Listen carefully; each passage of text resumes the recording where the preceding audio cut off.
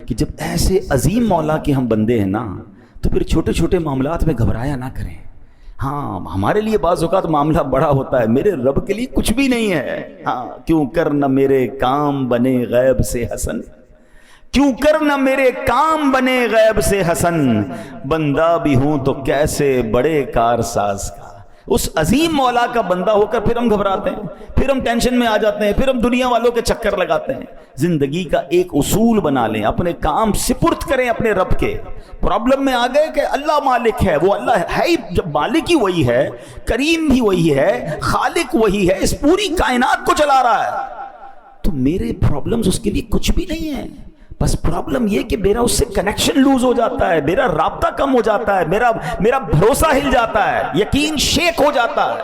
اب یقین کریں جس کا رب پر بھروسہ مضبوط ہو جائے نا، اس کے کام کیسے غیب سے بنتے ہیں۔ کچھ لوگ پریشانی میں ہوں گے، قرضے میں ہوں گے، کسی ڈیفیکلٹی میں ہوں گے، گھبرا جاتے ہیں اور جناب بڑے پریشان ہو جاتے ہیں، ڈپریشن میں چلے جاتے ہیں۔ اب 2-3 باتیں سنیے گا۔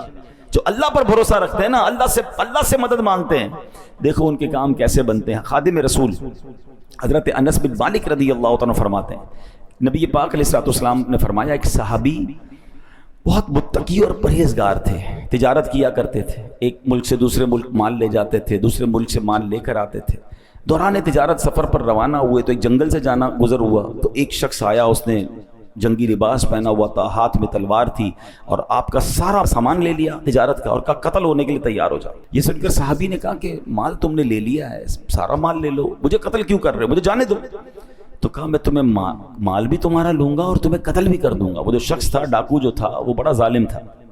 اتنا کہنے کے بعد تو جب ڈاکو آگے بڑھا تو آپ نے کہا ٹھیک ہے، اب تم مجھے مارنے کا ارادہ کر ہی چکے ہو، مرنے سے پہلے میں اللہ کی بارگاہ میں سجدہ کرنا چاہتا ہوں، تو 4 رکعت پڑھنے دو۔ اس نے کہا ٹھیک ہے چلو، قتل تو کرنا ہی ہے، تمہیں مال تو لے چکا ہوں، تمہاری خواہش پوری کرتا ہوں۔ وضو کیا، 4 رکعت نفل پڑھی اور سجدے کی حالت میں اللہ کی بارگاہ میں دعا کی۔ ترجمہ دیکھیں کیسا پیارا ہے۔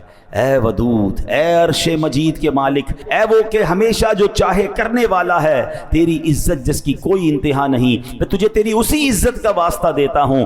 اے ایسی بادشاہت کے مالک جس پر کوئی دباؤ نہیں ڈال سکتا، وہ نور جس سے تیرا عرش روشن ہے، میں تجھے اسی نور کا واسطہ دیتا ہوں۔ اے میرے پروردگار، مجھے اس ڈاکو کے شر سے محفوظ فرما۔ اے مدد کرنے والے میری مدد فرما، اے مدد کرنے والے میری مدد فرما، اے مدد کرنے والے میری مدد فرما۔ صحابی رسول نے گر گڑا کر 3 بار یہ دعا پڑھی۔ ابھی دعا سے فارغ نہ ہوئے تھے، اچانک ایک گھڑ سوار آئے، ان کے ہاتھ میں بھی تلوار ہے۔ اس ڈاکو کا کام تمام کیا، اس کو جناب مار کر اب وہ واپس جانے لگے۔ تو اب جب وہ گھڑ سوار جو آئے تھے، صحابی رسول کہتے ہیں آپ کون ہیں، اس جنگل میں کہاں سے آ گئے، میری مدد کیسے کی آپ نے؟ اللہ اکبر۔ گھڑ سوار کہتے ہیں میں اللہ کے فرشتوں میں سے ایک فرشتہ ہوں، 4 آسمان سے آپ کی مدد کے لیے آیا ہوں۔ ہمیں لگتا ہے کہ کون مدد کرے گا، میں تو پھنس گیا، مجھے تو گھیر لیا گیا، مجھے تو دبا دیا گیا، دیوار سے لگا دیا گیا ہے، قرضہ میرا بڑھ گیا ہے، سارے لوگ میرے پیچھے پڑ گئے، میں کیسے نکلوں گا؟ ہم کیوں بھول جاتے ہیں؟ کیوں کر نہ میرے کام بنے غیب سے حسن، بندہ بھی ہوں تو کیسے بڑے کارساز کا۔ پہلے یہ مانو تو صحیح میں اللہ کا بندہ ہوں، یہ ساری دنیا میرے خلاف ہو جائے، اگر رب کی مدد میرے ساتھ ہے تو کوئی کسی کا کچھ بگاڑ نہیں سکتا ہے۔ وَتُعِزُّ مَن تَشَاءُ وَتُذِلُّ مَن تَشَاءُ۔ ہمارا پرابلم یہ ہے، ہم سب کے پاس جاتے ہیں، ہم رب کے پاس نہیں جاتے۔